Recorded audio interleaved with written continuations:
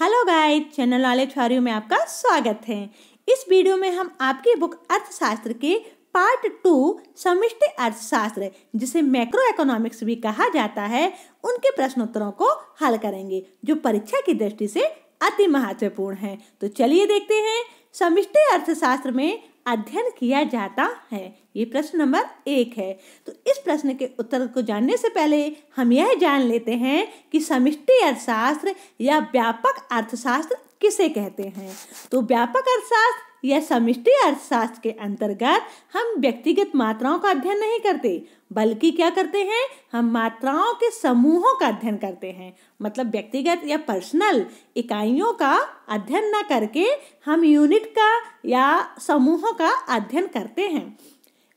और कह सकते हैं कि जो व्यक्तिगत आय होती है उसका अध्ययन नहीं किया जाता, बल्कि राष्ट्रीय आय का अध्ययन किया जाता है। व्यक्तिगत कीमतों का नहीं, बल्कि सामान्य कीमत स्तर का अध्ययन किया जाता है। और व्यक्तिगत उत्पादन का नहीं, बल्कि राष्ट्रीय उत्पादन का अध्ययन किया जा सकता है। किसमें?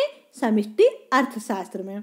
तो इस प्रकार से कह सकते हैं कि समष्टि अर्थशास्त्र में समग्र का अध्ययन किया जाता है। तो इसका उत्तर क्या आएगा? इसका उत्तर आएगा समग्र का। प्रश्न दूसरा है, समूह की बनावट पर ध्यान न देना किस अर्थशास्त्र की प्रमुख समस्या है? तो समूह की बनावट पर ध्यान कौन नहीं दे पाता? वह समष्टि अर्थशास्त्र ध्यान नहीं दे पाता। तो इसका उत्तर आएगा समष्टि अर्थशास्त्र। समष्टि अर्थशास्त्र का मुख्य यंत्र है कीमत सिद्धांत, व्यष्टि अर्थशास्त्र का होता है, ठीक, और समष्टि अर्थशास्त्र का राष्ट्रीय आय होता है। तो यहाँ पर राष्ट्रीय आय नहीं लिखा है, तो इसमें से हो जाएगा दोनों में से कोई नहीं। समष्टि अर्थशास्त्र अस्तित्व में आया, तो समष्टि अर्थशास्त्र 1929 के बाद अस्तित्व में आया था, जिसे तीसा की मंदी कहा जाता है। तो तीसा की मंदी के बाद समष्टि शास्त्र जो है वह अस्तित्व में आया था। आर्थिक इकाई हो सकती है, तो आर्थिक इकाई क्या हो सकती है? केवल उपभोक्ता, केवल उत्पादक, सरकार, निगम, बैंक, सभी। तो इसका उत्तर होगा सभी। पारिवारिक क्षेत्र कहते हैं, तो पारिवारिक क्षेत्र किसे कहा जाता है? फर्म और सरकार के अतिरिक्त दूसरा बड़ा जो क्षेत्र होता है उसे पारिवारिक क्षेत्र कहा जाता है। प्रश्न दूसरा है, रिक्त स्थानों की पूर्ति कीजिए। राष्ट्रीय आय का अध्ययन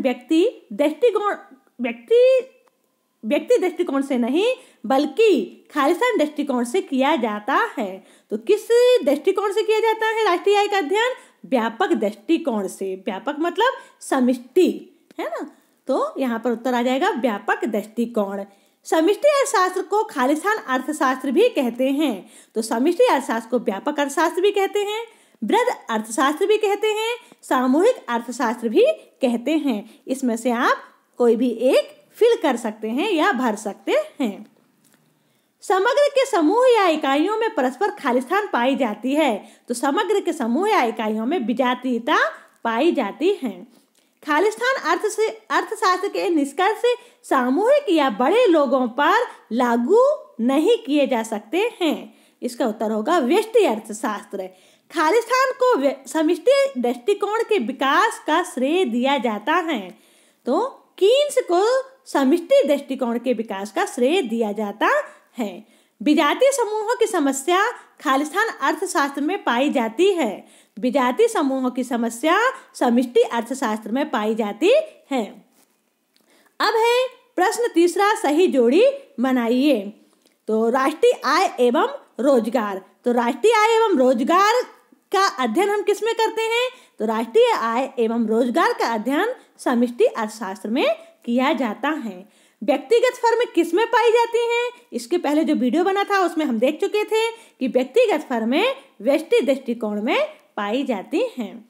समष्टि अर्थशास्त्र के जनक कौन है? अभी हमने देखा था कि समष्टि अर्थशास्त्र कीन्स के द्वारा प्रतिपादित किया गया है। मैक्रो शब्द ग्रीक भाषा से लिया गया है और व्यष्टि एवं समष्टि अर्थशास्त्र एक दूसरे के पूरक हैं। प्रश्न नंबर 4 है, सही अथवा गलत बताइए। बेरोजगारी का विश्लेषण व्यष्टि अर्थशास्त्र से संबंधित है। तो बेरोजगारी का विश्लेषण व्यष्टि अर्थशास्त्र से नहीं, बल्कि समष्टि अर्थशास्त्र से होता है। तो यह हो जाएगा असत्य। किसी वस्तु का मूल्य निर्धारण व्यष्टि अर्थशास्त्र के अध्ययन का विषय है। तो यह सही है, क्योंकि वस्तु का मूल्य का निर्धारण व्यष्टि अर्थशास्त्र के अंतर्गत किया जाता है। सूक्ष्म अध्ययन समष्टि अर्थशास्त्र से संबंधित है, यह गलत है। सूक्ष्म अध्ययन व्यष्टि अर्थशास्त्र में किया जाता है। व्यष्टि और समष्टि अर्थशास्त्र एक दूसरे के प्रतियोगी होते हैं, बिल्कुल गलत है। व्यष्टि और समष्टि अर्थशास्त्र एक दूसरे के पूरक होते हैं। व्यक्तिगत इकाइयों का अध्ययन व्यष्टि अर्थशास्त्र में किया जाता है, यह सही है, क्योंकि व्यक्तिगत जो इकाइयां हैं इसका अध्ययन व्यष्टि अर्थशास्त्र में किया जाता है। विजातीय समूहों की समस्या व्यष्टि अर्थशास्त्र में पाई जाती है, गलत है। विजातीय समूहों की समस्या समष्टि अर्थशास्त्र में पाई जाती है।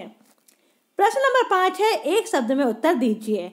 मैक्रो शब्द किस अर्थशास्त्र से संबंधित है? तो मैक्रो इकोनॉमिक्स से समष्टि अर्थशास्त्र को कहा जाता है और व्यष्टि अर्थशास्त्र को माइक्रो कहा जाता है। माइक्रो मतलब सूक्ष्म, मैक्रो मतलब आपका हो जाएगा व्यापक। समष्टि अर्थशास्त्र का एक दोष लिखिए। तो समष्टि अर्थशास्त्र का दोष यहाँ पर एक पूछा है, पर हम आपको 2 दोष बता दे रहे हैं, आप जो चाहे उसे लिख सकते हैं। पहला है विजातीय समूहों की समस्या और दूसरा है समूह की बनावट पर ध्यान न देना। प्रश्न तीसरा है, समष्टि अर्थशास्त्र कब अस्तित्व में आया? तो समष्टि अर्थशास्त्र 1929-1930 में आया था, जिसे प्रतिपादित कीन्स के द्वारा किया गया था। व्यापार चक्रों का अध्ययन किस अर्थशास्त्र में किया जाता है?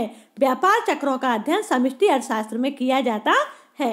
राष्ट्रीय स्तर पर या बड़े समूहों की समस्या को हल करने में कौन सा अर्थशास्त्र उपयुक्त है?